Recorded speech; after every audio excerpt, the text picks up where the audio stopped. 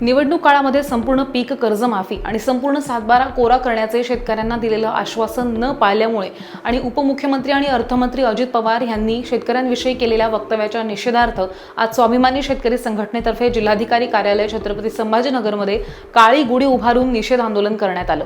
यावेळी स्वाभिमानी शेतकरी संघटनेचे जिल्हाध्यक्ष कृष्णाभाऊ साबळे, युवा जिल्हाध्यक्ष माऊली मुळे, मराठवाडा संघटक दिनकर पवार, राज्य प्रवक्ते प्राध्यापक डॉक्टर शिवाजी हुसे, जिल्हा सचिव यादवराव कांबळे, कन्नड तालुकाध्यक्ष रामेश्वर भुसारे, अल्पसंख्याक जिल्हाध्यक्ष अजीम खान आणि शेतकरी आणि संघटनेचे पदाधिकारी उपस्थित होते।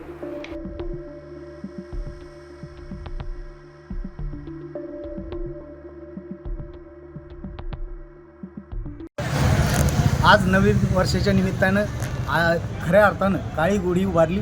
काळी गुढी उभारण्याचं कारण एकच की काल अधिवेशन झालं।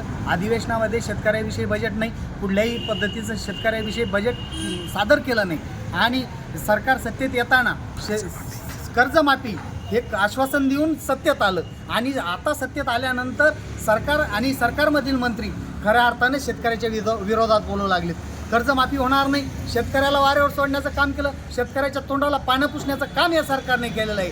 म्हणून मी या सरकारचा आज आम्ही निषेध केलेला आहे आणि येत्या काळात सरकारला धारेवर धरून कर्जमाफीचं आश्वासन हे आम्ही पूर्ण करून घेतल्याशिवाय राहणार नाही। हा स्वाभिमानी शेतकरी संघटनेचा सरकारला इशारा आहे।